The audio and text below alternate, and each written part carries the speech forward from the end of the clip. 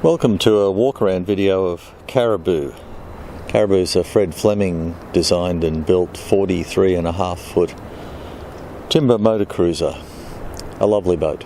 We'll work our way around the vessel from one end to the other. Starting at the transom, you can see here there's an aluminium tender on davits, a teak folding swim platform, and on the far side of that a stainless steel boarding ladder. There's a generous aft deck, a hard top covering that deck, and wide side decks that give excellent walk-around access. There's a passive stabiliser fitted, which is currently folded back over the roof and mounted on the starboard side of the vessel only. There's dual side door access and a step-up area to the raised bridge deck forward.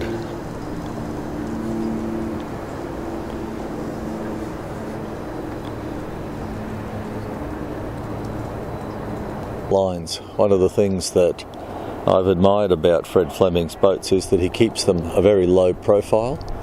Generally the floor area inside is a little below the deck area, and this gives them lines that are very pleasing to the eye. Forward there's a 24 volt vertical bronze windlass with a significant Sansom post behind it and substantial anchoring gear. The anchor is a 60-pound plough. The chain is 85 metres of relatively new short length 3/8. The hull itself is interesting. It's made of turpentine, a hardwood ideal for boat construction due to its rot resistance. The story is that it took some 4 or 5 years for enough turpentine to be located to build this boat. Hull is in generally very good condition.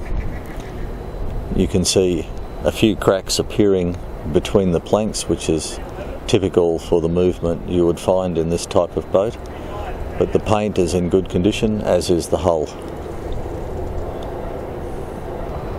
The topsides were painted only a year or two ago. The hull is natural, that is, it's been caulked and painted. The superstructure has been glassed over the ply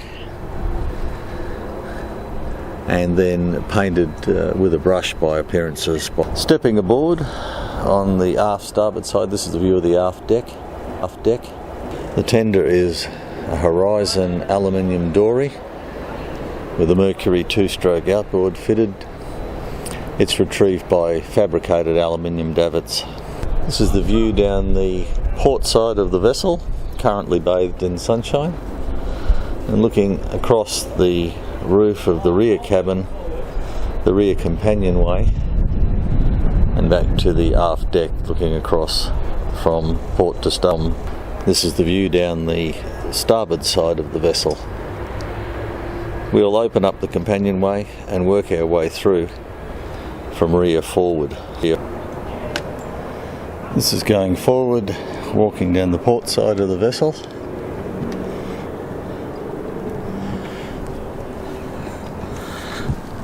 Stepping up onto the quite expansive foredeck.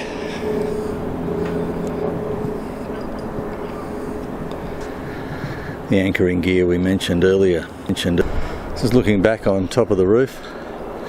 The vented box contains the air conditioners, some door-aid boxes, the forward part of the cabin, and what's not terribly clearly visible from here, if I move around to the port side a bit, you can see 2 of the 4 solar panels that make up the 1000 watts of solar, which is managed by an MPPT solar rig.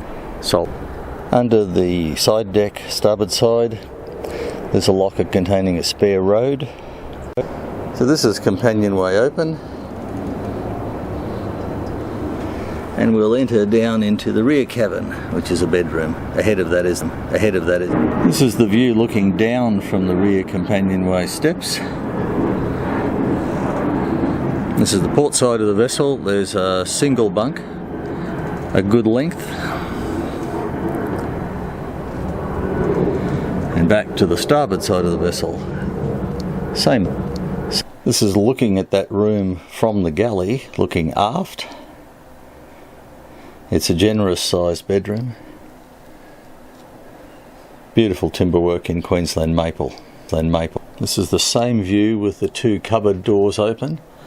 You'll see there's an air conditioning unit bottom right with ducting up through the cupboard and a control panel above it top right. This is the view of the cabin looking across, right to left. The doorway that you just saw on the right hand side opens up to a small bathroom, which is an ensuite with shower and a manual Jabsco toilet. This is the same room looking across from left to right. Stairs is a hatch giving access to the lazarette.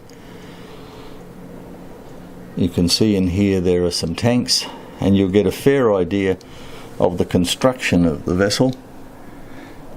The large plank in the centre is the keelson, which is about a foot wide, and the knee above it is a transom knee. There's significant framing.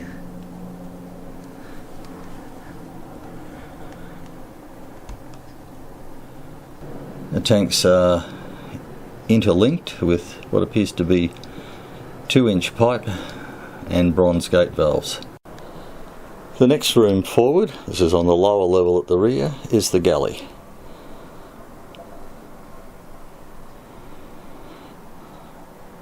So from the starboard side,